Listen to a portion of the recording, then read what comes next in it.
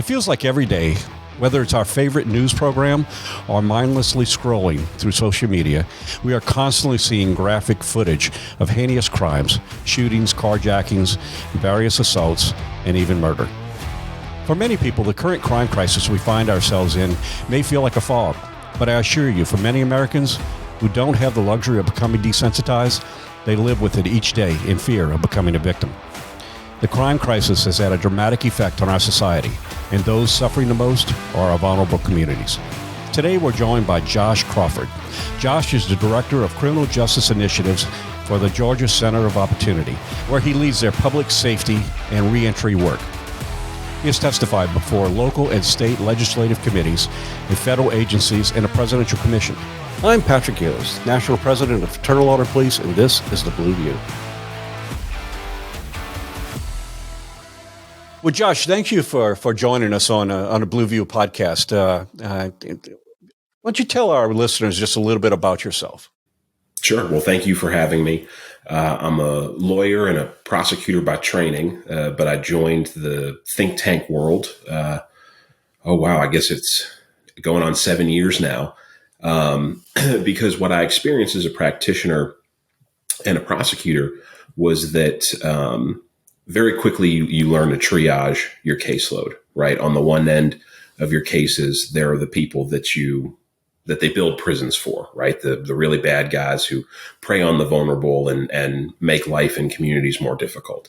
On the other far end of the spectrum, you have the guy who truly made a mistake, right? Interaction with the system is enough to make sure that they never do that again. Here in Kentucky, I use the example of the guy who gets a DUI after the UK basketball game. He's terrified by the whole interaction. He's never going to do it again. You try to exit that guy from the system relatively quickly. The great swath in the middle are people who didn't make a mistake. They knew what they were doing, but maybe they've got some underlying issue, be it addiction, mental health, something like that. And you try to leverage the resources that you have and that the system has to try to get that person the help that they need. And you tailor it to the specifics of the individual. Sometimes that help needs to come within the confines of a prison. Other times it can happen in an outpatient capacity. And so the real attraction to the policy space is to take that reality that practitioners face, that law enforcement and prosecutors and judges face, and make sure that the policies reflect those realities. So, Josh, thanks. Thanks for the intro. So let's just dive right into it. This is some strange times for our country. We're dealing with a lot of issues. There's an evolution of a lot of different mindsets that are coming together, and as a result, law enforcement is kind of caught right in the crosshairs of all of this. But let's just talk about the reality of where we find ourselves as a nation. Last year, Gallup released a poll that found that 8 out of every 10 Americans are worried about crime. 53% said a great deal. 27% said a fair amount. Increased concerns over crime is followed with sharp, violent crime itself. And especially homicides in the last 6 years. And 12 major cities saw the deadliest years on record. 2022 murder rates, wasn't far behind. In Chicago, there was 695 murders. Philadelphia, 504. New York, 418. Houston, 377. Los Angeles, 373. In 2022, Philadelphia surpassed 500 murders for the second year in a row, and the third in their history. The violent crime is increasing by 50% in cities across this country, and something needs to be done. We need to recognize that the way we're doing things now is just simply not working. Now it's easy I gave you a whole bunch of numbers, and if you total them all up, that is a whole lot of homicides just in a handful of cities. And it's easy. Numbers are impersonal. We look at numbers and say, okay, that sounds like a lot, but let's just not forget that every one of those is a person in a family that has been affected by violent crime. Can you share your thoughts about the current crime situation that we find ourselves in cities all across this country? Yeah, absolutely. The truth is that we're in a pretty bleak space. If you look at graphing of homicide totals, so not rates, but totals, we have erased virtually all of the decline in homicides that took place from the mid-1990s through 2014. So the last several years, because of increases, it's basically become a U at this point. We've eliminated all of those declines. Now, rates are still lower because populations are larger. But we're entering now our 8th year of really kind of heading in the wrong direction. 2020 forward gets a lot of attention, but 2015 had a sharp increase in homicides. 2016 had a sharp increase in homicides. And in a lot of the same cities that you mentioned, you're not only seeing increases in homicides, but you're seeing increases in things like drive-by shootings. You're seeing increases in things like carjackings and armed robberies. New York City ended 2022 with a slight decline in homicides, but an overall increase in other major crimes. And so the homicides are starting to get some of the attention that they deserve, perhaps, but other major crimes, other serious violent crimes are up in a lot of these large metros, and they're up in a lot of jurisdictions that aren't used to dealing with this kind of violence, right? New York City, LA, Chicago, they get a lot of attention, but the cities that you're seeing the sharpest increases over the last couple of years are sort of mid-sized cities in the middle of the country. Louisville, Kentucky went from a city that averaged 54 homicides a year for 3.5 decades to last year having 188 murders. I mean, that's a nearly fourfold increase. Minneapolis, Minnesota, Milwaukee, Wisconsin, Little Rock, Arkansas, Birmingham, Alabama, these sort of mid-sized cities in the middle of the country are starting to see these increases, and they're really not used to dealing with that level of violence. Right. No one's immune to it. That's for certain. Yeah, it's definitely a trend we're seeing, across this country. Let's. Why is that? You've been in this system for a while, and you work it in a different perspective than I have in a law enforcement side of it. As an attorney, give me your thoughts on how we've put ourselves on a trajectory for these last 8-9 years and how it has escalated, because it is, although we've seen that trend go up, we can't argue the fact that the last 2-3 years have really escalated at a far greater pace than the previous years. What do you see as the driving factors of these things? Yeah, absolutely. One of the things that folks don't really understand is how rational most criminal actors are, right? And by that, I don't mean that they make decisions the same. They don't come to the same conclusions that you or I would, perhaps because their information is less perfect than ours is. But they respond to the scenarios around them.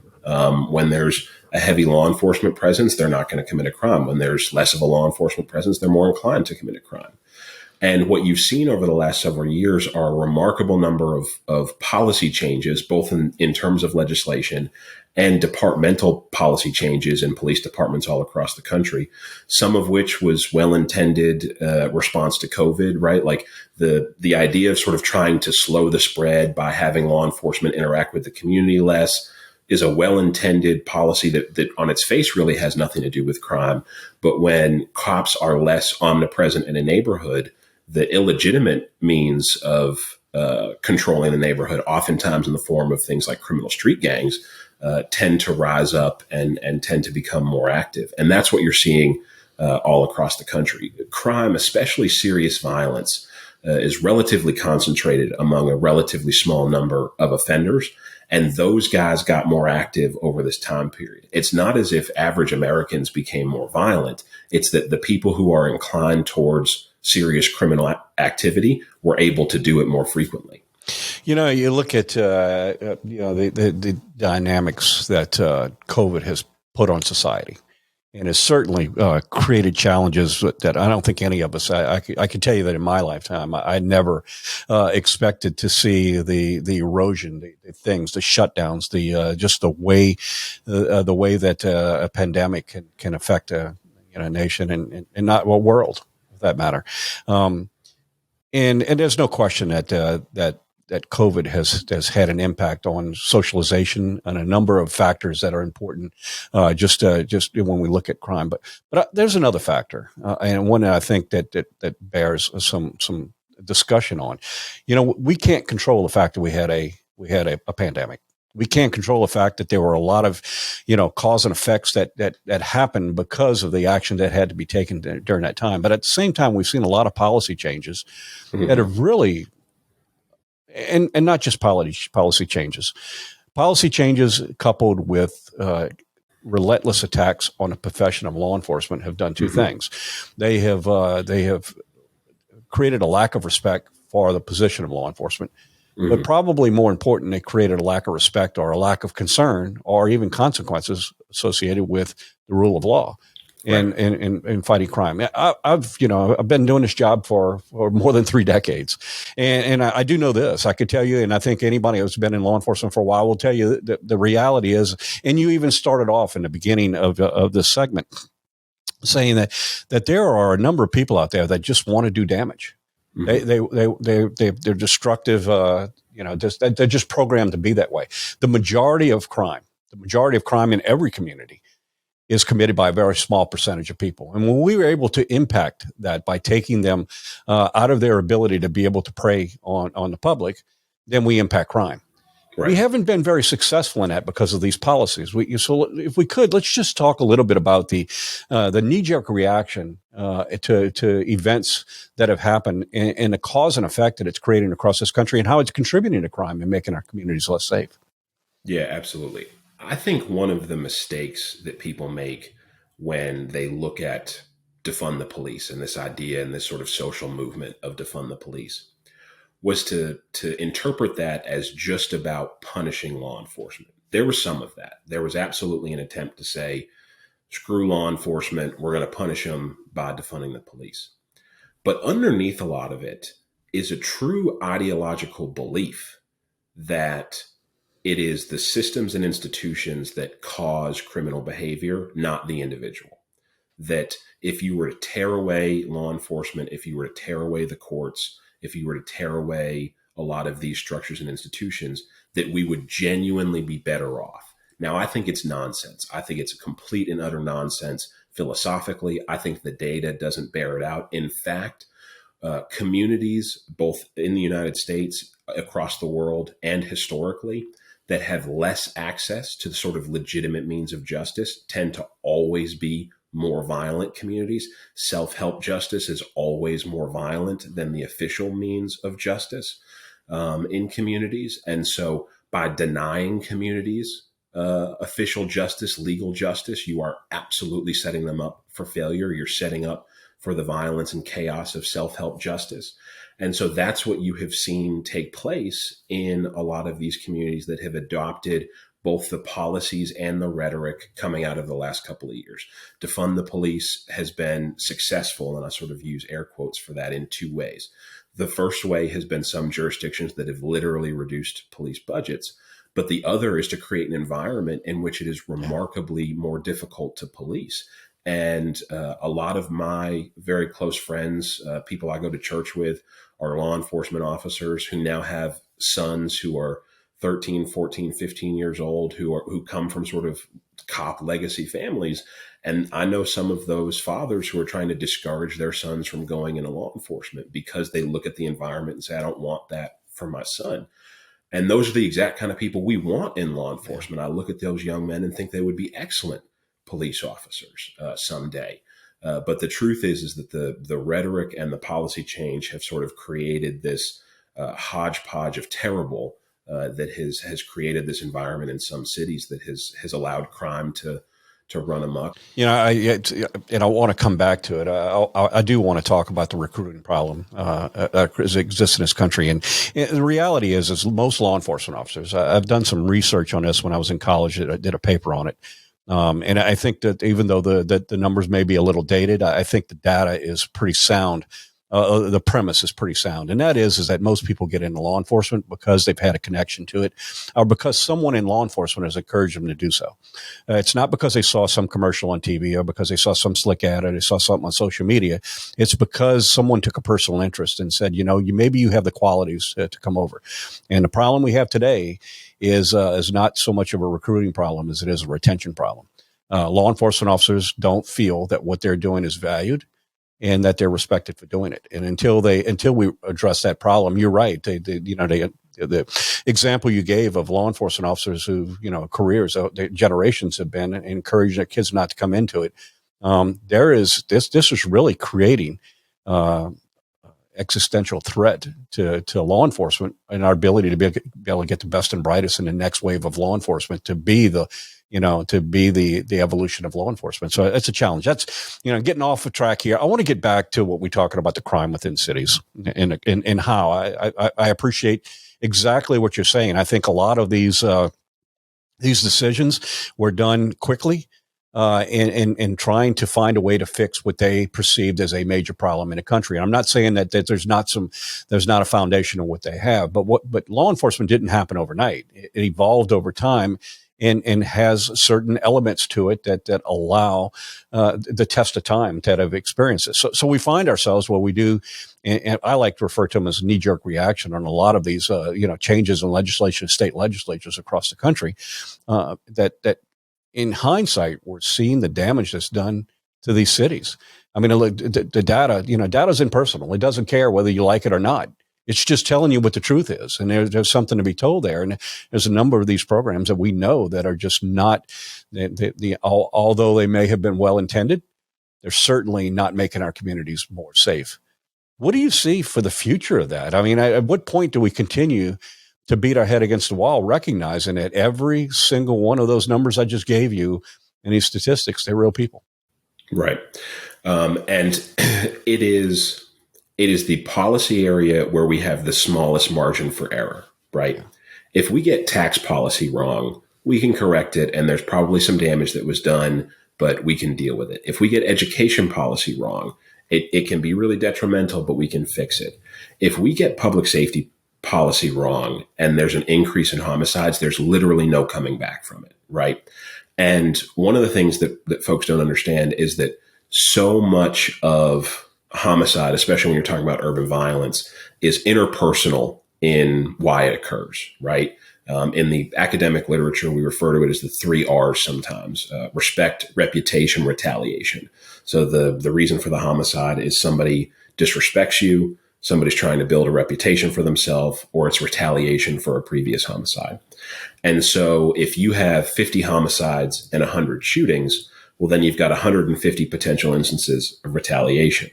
Well, if the next year you've got 100 homicides and 200 shootings, now you have 300 potential instances of retaliation. And so the stuff tends to build on itself absent meaningful intervention. And so I think what you're seeing around the country in jurisdictions that are not so ideologically bought into what I was talking about earlier, that it is in fact the system that causes people to commit crime, and if you tear it away, then everything will be better. Outside of those areas that are fully bought into that ideology, I think you're starting to see some reverse course, and I think you're starting to see people look for innovative solutions and best practices. When it comes to violence in cities in particular, we have a lot of really solid data. We have a lot of really solid research, because as long as people have congregated in cities, there's been violence in cities. And so we've tried a lot of things. Some things have worked, some things haven't. And so we actually have a pretty good idea of how to meaningfully reduce violence in cities through a myriad of different policy options. And so we can and should fix this. It's a big part of what I do in my day job is produce research and work with city and state level policymakers to try to change these things, reverse course in some instances, or make a city more safe in some instances. Miami, Florida, for example, has weathered the last several years really, really well, actually. They have not seen the increases that many other cities have seen, but they still want to be more safe. They want to improve the quality of life in Miami even more so. And then there are other cities like Jacksonville, just a little bit north, that have really struggled over the last couple of years, that are looking around saying like, nope, we need to get it together. We need to make sure that we are a safe city. Yeah, Josh, look at the as lack of consequences, lack of respect of law. You put it any one of these buckets that you'd like to, what the cause is. But let's talk about some of the data that I think is important for us to recognize, because in a lot of ways we're not serving or not helping many of the very communities that we insist that we're trying to. And I'll give you an example. From 2011 to 2020, the percentage of violent crime where there were blacks were the victims were increased from 3% to 33%. And that same percentage is increased in homicides. So we see a disproportion. And a lot of that has to do with poverty. There's a lot of factors involved in it. There's no question about it. But at the same time, this whole discussion of reimagining policing, in a lot of ways, has proven to be detrimental to this process. I don't think that there's not a single person in law enforcement who truly gets it. and wants to be part of a solution here. And nobody took this job because they didn't, they don't recognize that there's an evolution in what we do. And it's great to have these open discussions and find ways to adjust and move forward, build, adjust, and move forward, build, adjust, and move forward. That's our very existence as law enforcement. But in reality, look at some of the problems that we're finding. The data doesn't lie. We're not being effective in curbing crime. When you see that much of an increase, there's a statement there. What can be done? And I know we don't talk about it enough. A lot of times we'll take the race out of it and we'll talk about these numbers, but really these are the communities that are struggling the most. They're the ones that are suffering. So, a lot of times we argue that these are the ones that we're trying to help. Well, maybe we're not hitting the mark here. Can you unpack that a little bit and give me your thoughts? Yeah, absolutely. It is absolutely our most vulnerable communities who have been most impacted by this. That's just as true of urban Black communities as it is of rural white communities. You saw a pretty sharp increase in violence over the last couple of years, homicides in particular in rural white communities. But affluent white suburbs, affluent white dominant suburbs really didn't. They largely got safer over this time period. And so, again, it's an instance in which we know what works from a strategy standpoint. We know what works from a policy standpoint, and it's about implementation. Some of that is a personnel question, right? There's sort of best practice for what the caseload should be for an average homicide detective. Most large city police departments across the country over the last couple of years, those caseloads have gotten out of control because they didn't adequately staff those units relative to what they were seeing for increases in homicide. So they were basically telling the same number of guys, look, you had 100 homicides last year. We got 140 homicides this year. You're just going to have to pick up the extra weight. And the problem with that is it leads to lower homicide clearance rates. And homicide clearance rates are a really good indication of how legitimate law enforcement is viewed in the community, right? So if you are in one of these high poverty communities of color in a city, and you see that only 17% of the homicides in your community have been solved, are you going to be particularly inclined to talk to law enforcement if you see something? Because the truth is the perpetrator is going to be more omnipresent in your neighborhood, and the perpetrator's friends are going to be more omnipresent in your neighborhood than law enforcement is to begin with. But if on top of that, you don't see those cases being cleared, you don't see those arrests being made, then you've got every reason in the world to sit on your hands and say, nope, I have no idea what happened here, right? And so that really ends up impacting those communities. And so things like adequately staffing your homicide division can go a long way in helping some of that. Strategies that we know work, what's referred to as focused deterrent strategies that focus on these gangs and groups that are committing most of this violence, and that focuses on those groups in a way that sort of the rest of the community feels engaged and heard and all these kinds of things, because there is no one, absolutely no one, no advocate, no officer, no politician who wants the violence to stop in a community with a high rate of violence as much as the people who actually live there, right? And they know who the perpetrators are. They know who the problem people are. And when they see the problem people get taken off the street and they don't see a bunch of negative interactions with law enforcement, then that goes a long way in improving community police relations and goes a long way in them feeling confident in talking to law enforcement down the line about things. And so part of it is that if you build it, they will come, right? If you start to deliver results, you start to get better cooperation, but your policies and your staffing decisions will ultimately impact that. Yeah, I want to go a little bit further. What you're talking about, the quality of life within communities and I guess opportunities as well. And I've had the opportunity over I guess maybe the last year and a half to have a lot of discussions with large corporations reaching out, trying to find solutions to the problems they have with theft. To the point where we see businesses in some of these most vulnerable communities pulling out of those communities. So you could argue that quality of life has, in a lot of ways, has nothing to do with law enforcement. It has everything to do with law enforcement. Quality of life is not just, law enforcement is one aspect of it. The quality of life within a community is the accessibility to certain services, to certain stores, just to, in essence, the ability to be able to thrive within your community. And so at the same time, it has everything to do with law enforcement, because what we're seeing is these businesses are saying it's just not profitable. And in some cases, we have businesses saying that I can't, with a good conscience, put my employees in that situation. You recently wrote an op-ed about this very topic, and one that is not exclusive. It's happening in cities across this country, and so what?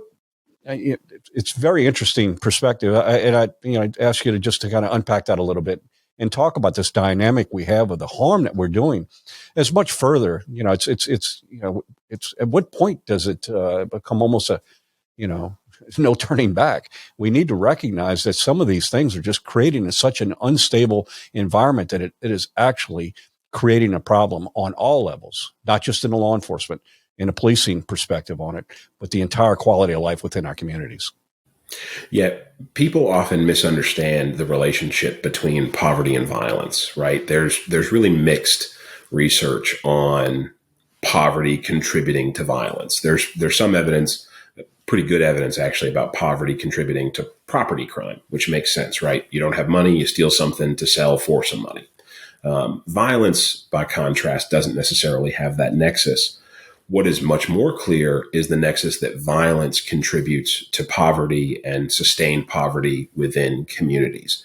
And that's because if you look at two communities, one with very, very similar communities demographically, one with a low rate of violence, one with a high rate of violence, the economic mobility among the poorest residents in the community with the high rate of violence is going to be much, much lower than the economic mobility among that poorest group of residents in the community with a low rate of violence. And that's because we see in communities with high rates of violence, and as rates of violence increase in communities, you see decreased private sector job growth, you see decreased expansion of business, you see the closing of businesses. And so you see that for large corporations, they'll move because they can. And for mom and pop shops that just can't afford, or to the point that you made, don't feel comfortable bringing people into work when there's a substantial risk of being victimized, they'll close up shop, or they'll go elsewhere, or they'll do something else. And that decreases the opportunity for the residents of that community to not only get cheap goods and services, but to work their way up the economic ladder through jobs and things like that. And so in a community where this happens, you see the significant reduction in opportunity and the significant reduction in upward mobility. And so really, when you're talking about trying to improve a community, violence is the first thing you should address, not the last, right? So sometimes you'll hear people say like, oh, well, if we address poverty and we address education and we do these kinds of things, then violence will decrease. The reverse is true.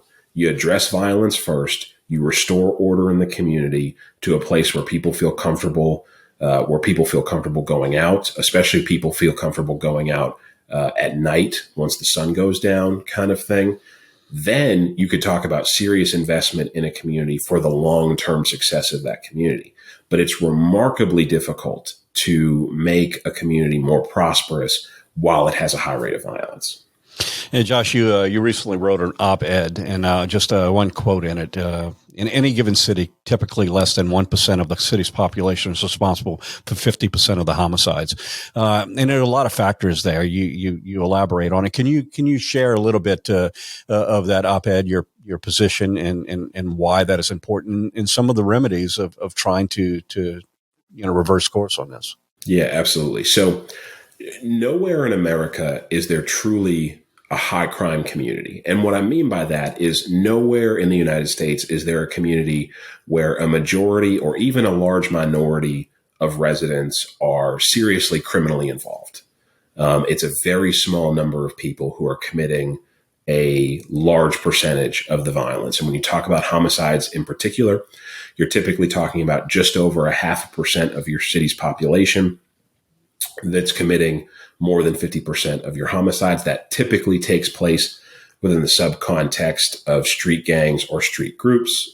For the listeners who might not know, a street group walks like a gang, talks like a gang, acts like a gang, just doesn't meet sort of official definitions of what constitutes a gang. So it could be that they're not hierarchical. It could be that the numbers are small. It could be that people come and go, but it's effectively the same thing. Practically speaking, it's the same thing. Those individuals and the dynamics within those groups tend to drive much of that violence. When you're talking about violent crime more broadly, so not just homicides, you're talking typically about 5% of offenders. So not 5% of your population, 5% of offenders that are responsible for 50% of your violence. You're also talking about geographic concentration. It's typically between 2 and 5% of one block street segments in a city that are responsible for more than 50% of crime. And there are characteristics of those blocks that tend to be pretty predictive.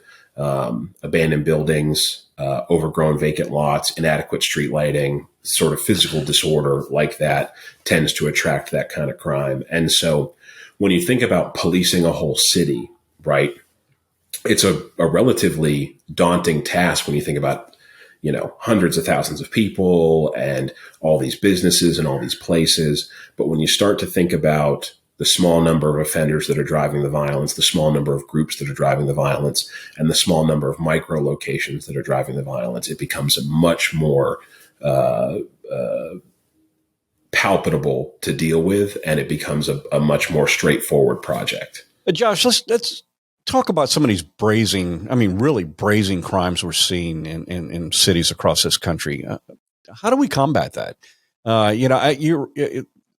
The system, you're correct. We need to find ways to be more efficient within the system. But the reality is it's hard to do these things without recognizing that we're not empowering that small segment because of some of these very policies that are trying, they're well intended, but they're having an adverse consequences on an even smaller percentage. And we're seeing more brazen crimes. Look, we talked about the murder rate.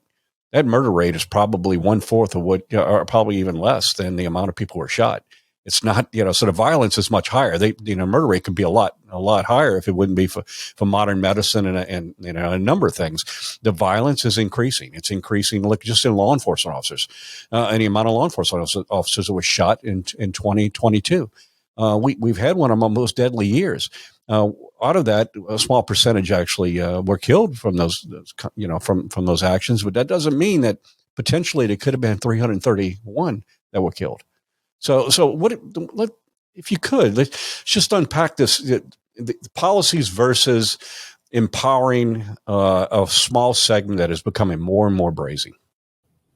Yeah. So the short answer to that is the way you deal with it is accountability, right? And so your policies have to reflect that, and then your practice has to reflect that, right? The criminal justice system is based, like the primary function of the criminal justice system is to apprehend, prosecute, and incapacitate criminal wrongdoers, right? That's the purpose of it. The secondary purpose is, to the extent possible, to reduce crime through policy. And then while we do all those things, we want them done justly, we want them done fairly, we want them done equitably, all those kinds of things. But the primary purpose of the criminal justice system is to apprehend, prosecute, and incapacitate criminal wrongdoers. And in too many jurisdictions across the country, that has been confused, or that has been warped. What will ultimately get the most brazen to respond the way we want them to is accountability of their friends, of their associates, of other people who are doing the kinds of things that they're doing. The reason that you see that carjacking has kind of exploded out of nowhere. It's one of the more interesting phenomena that has happened over the last couple of years. All of a sudden, carjackings start going up in a number of cities across the country. There's sort of this social media culture that develops among some of these young carjackers, and so it starts to build on itself. But as soon as jurisdictions started to really clamp down on it, it started to go away some because the risk wasn't worth the reward. A carjacking, unlike sort of a car theft, is the car is very rarely the prize in a carjacking, right? Like people aren't carjacking BMWs and Mercedes and things like that. They're carjacking either to go commit another crime, typically a drive-by shooting with the car, or to get clout on social media, build a reputation, those kinds of things. If it's the latter, and all of a sudden it's not worth it anymore because there's a federal mandatory minimum that's going to attach if you're arrested and prosecuted for carjacking, and it's done in a deliberate and meaningful way, you've seen those numbers start to retreat considerably in the cities that have taken it seriously. And I think that's generally true across the board. So when offenders are held accountable, it sends a message across the board. Not that we're ever going to get to zero, but the sort of brazen nature of some of this starts to dissipate. Josh, the Fraternal Order Police has been signaling the alarm for quite some time about rogue prosecutors who are basically legislating from their position as prosecution, and their premise is that the entire criminal justice system is somehow racially unjust, but they feel that there's a need to reverse engineer the criminal justice system.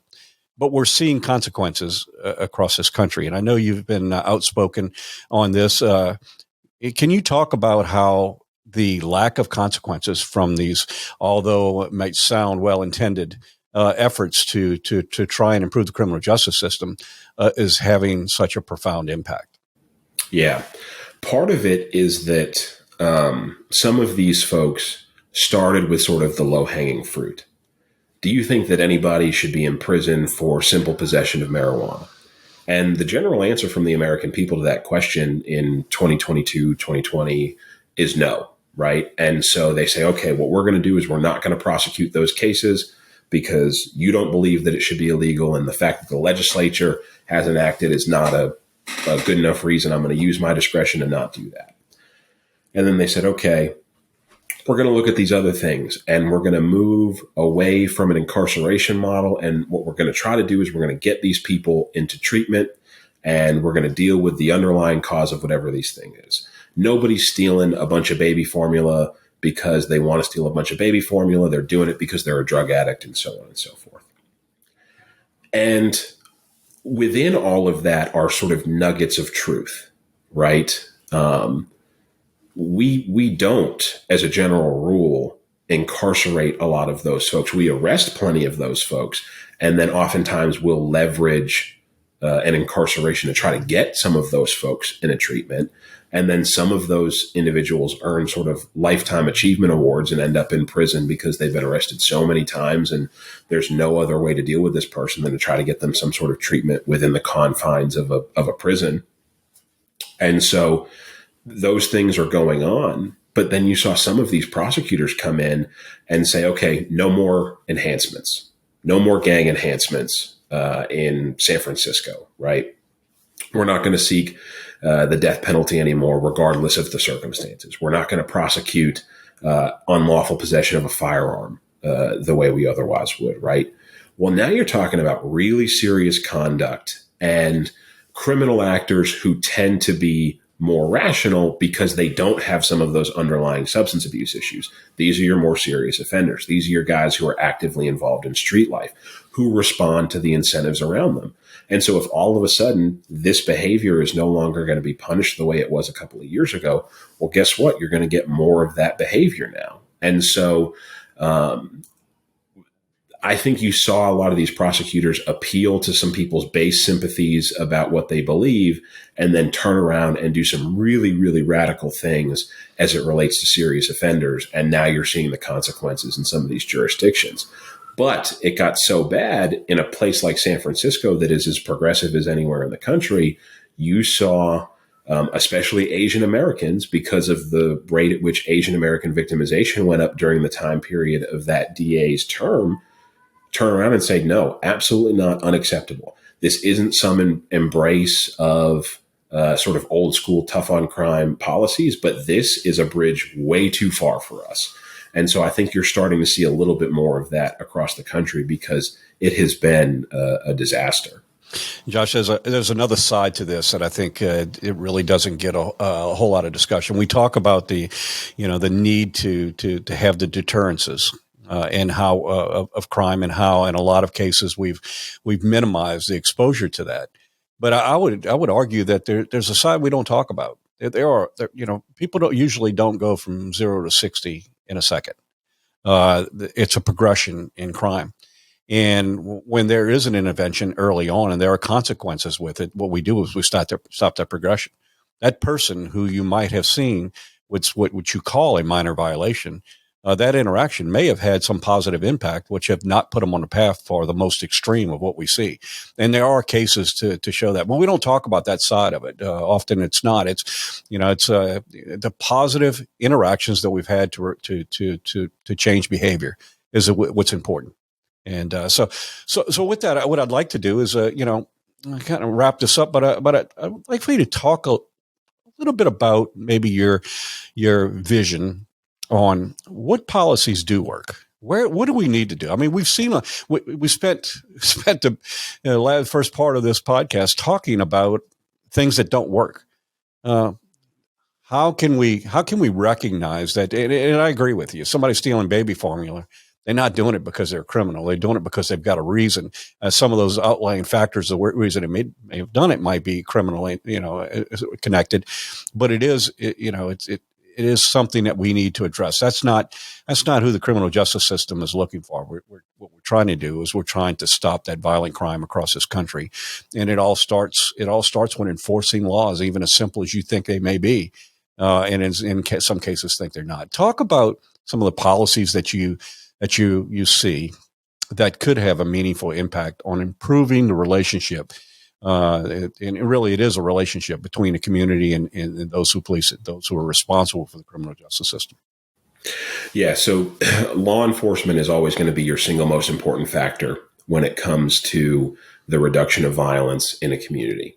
And so adequately funding, staffing, supporting law enforcement, right? That's not to say blindly supporting law enforcement. That's not to say when a true misdeed takes place that officer's not held accountable.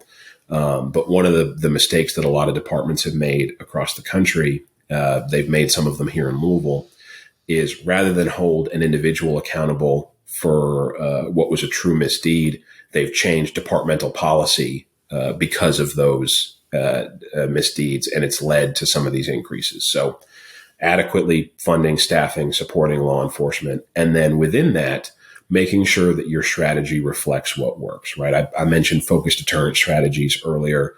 They were pioneered in Boston in the 1990s. They've been implemented all over the country. And when you're talking about gang and group violence, they are the gold standard for how to reduce that by focusing on those groups, focusing on the group as a group entity, because that's part of the problem is the group dynamics that contribute to the violence. If you and I see each other on the street and you scuff my shoe, I may be inclined to let it go. But if you and I see each other on the street and you scuff my shoe and I've got 3 or 4 of my friends with me and they start to say, you're going to let them get away with that, you're going to let them disrespect you like that, things like that. And so that is one of the meaningful things. Adequately staffing homicide units is really important. And then making sure that your sentencing structure reflects the seriousness of the charge, right? There have been a number of sentencing reforms that have taken place over the last couple of years. Some of that has been really positive, again, to try to leverage treatment and things like that for people who have those problems. But when you're talking about serious violent offenders, making sure that people are being incapacitated for the appropriate amount of time to make the community safer. One of the things that we're going to be looking at here in the next couple of months is for homicide cases in particular, basically the amount of time that an individual is sentenced to versus the amount of time that they actually end up serving, right? And the preliminary look at that data is pretty jarring, that for what is the most serious of offenses, the offense that we would all agree is the unlawful taking of a human life is unacceptable. There's really not a debate on that question. the time sentence versus the time served is remarkably different. And so you imagine as you work your way down the ladder, just how different that gets as well, even when you're talking about other serious violent offenses. And then what I refer to as sort of pre-entry and re-entry, right?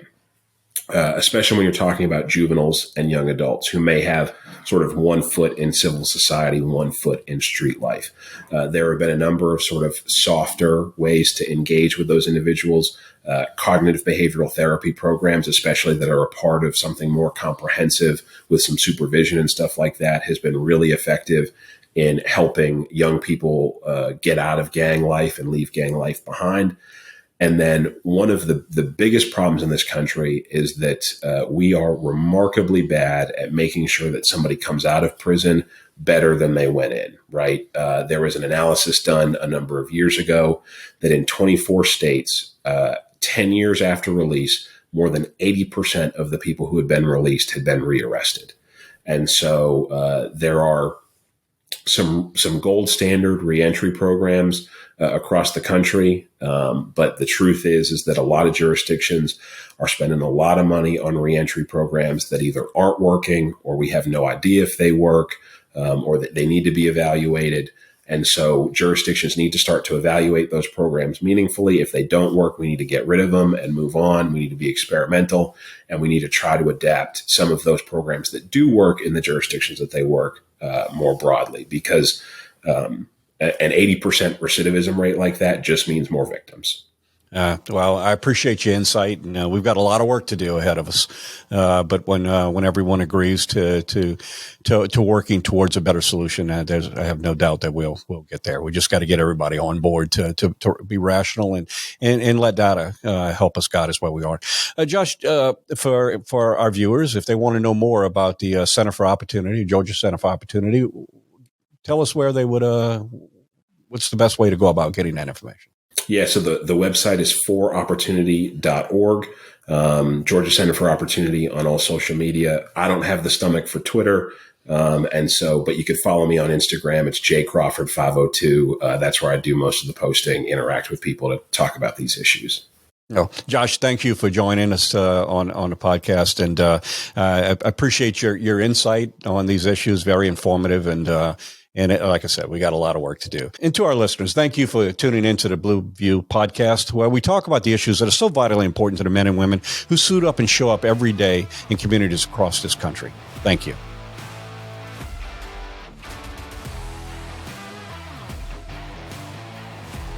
Be sure to subscribe on Apple Podcasts, Spotify, or anywhere else you get your podcasts. To get the latest from the National FOP, make sure to follow us on Twitter and Facebook at GLFOP and on Instagram at FOP National. Thanks again. We'll see you next time.